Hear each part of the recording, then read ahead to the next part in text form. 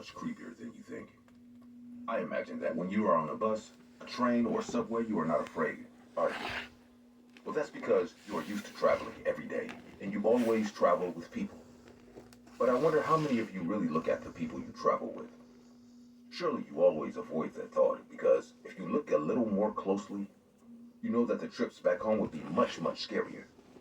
In this story, I will tell you about a time I opened my eyes and looked around and almost paid for it with my life. My name is Aaron. I'm a streamer with quite a following. Probably some of you have seen my channel in the recommended ones. I'm not your average streamer, the kind that plays video games or chats with followers. No, I'm a streamer who is dedicated to traveling in public transportation, filming people in one of the most private and at the same time public moments that they can have. Whether it's filming them tired on their way home, in the middle of an early morning outing with their friends, or why not, some cheating on their partners.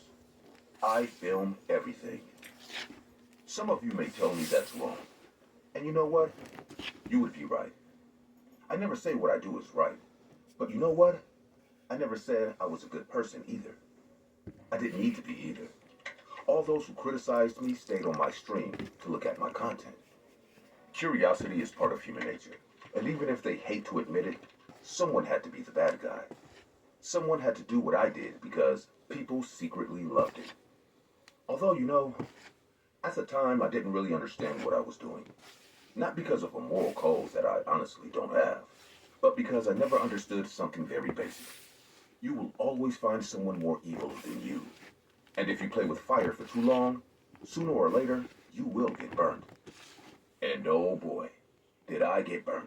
Because I met a really bad person. So bad that he made me feel like a helpless child, playing a prank on a figure that had me under control from the start. Meet the man with the coat. A strange man who always sat in the last car of the subway. I called him that because he was always in a huge coat with a hat and glasses that almost didn't allow me to see his face. I noticed that people always sat far away from him, as if they decided to ignore him and pretend they didn't see this scary man sitting near them. The man never had a suitcase, never seemed to be going to work, and was never in a hurry. For a moment, I thought he was homeless, but his boots always shined clean, and his coat didn't have a mark on it.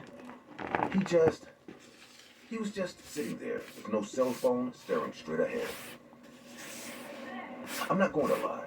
Both my audience and I were fascinated by him. Since I discovered him, every day I went to meet him. This moment was the highlight of my day. People were subscribing to me. The viewers were increasing and the comments were going crazy.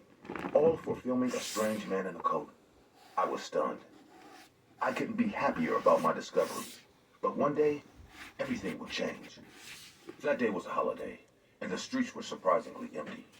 I was about to stay at home, but I still decided to go. I had to see if the man was going to be there today too. I took the subway at exactly 8 o'clock when it was getting dark, and there I found him, sitting in his usual position, looking straight ahead. I started filming him as usual with the little camera I had in my shirt pocket. But I admit that this time, I was not very discreet. I was visibly uncomfortable and nervous. There was something about that terrifying man that, as we were alone, became more and more prominent. As soon as the subway closed and moved to the next station, the man stood up and started walking in my direction. It was the first time I had seen the man stand up. I had never noticed him before, but his body was huge, muscular, and terrifying. His very presence left me frozen in my seat. I couldn't move from fear. With total indifference and simplicity, the man took a syringe out of his pocket and stuck it in my arm. I will tell you the truth. I could not do anything heroic. I could not defend myself or call the police. I just stood there defenseless and with no intention of fighting for my life. As soon as the liquid entered my arm, everything started to feel strange. My vision began to distort. My whole body was paralyzed. I tried to move, but I couldn't, as if my body had stopped working from one second to the next. Somehow, I was asleep. It was the work of what this psychopath had injected into my coat. As I struggled to get away, I could see the train distorting. It was now a nightmarish version of itself. And the man in the coat had changed. He no longer had a coat. His body was fully exposed and he was hideous. He was like a tall, faceless white being. He approached me with total indifference. His face stuck to mine and it began to melt. For the first time, I saw him open his mouth. I saw him screaming in front of me in such a violent and terrifying way that I felt my heart would stop.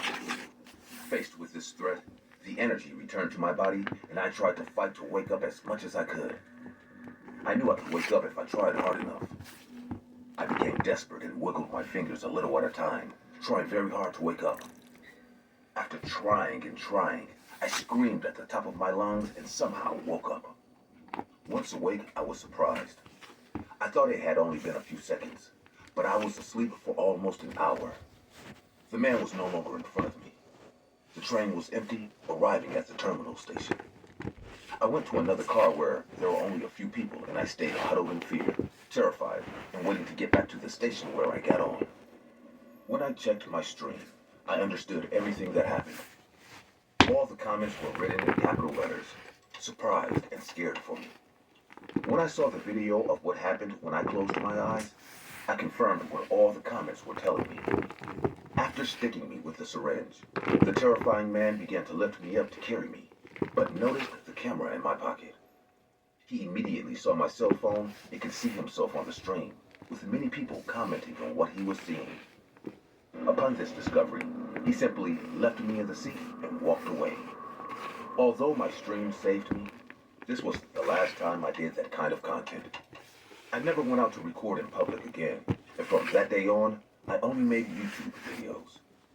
I still think about that day and how I kept dreaming about a demon when the real monster was trying to take me away. I often wonder where it would have taken me if it hadn't seen the camera. Although I always conclude that whatever I imagined, it would have fallen short of what it would have really done to me.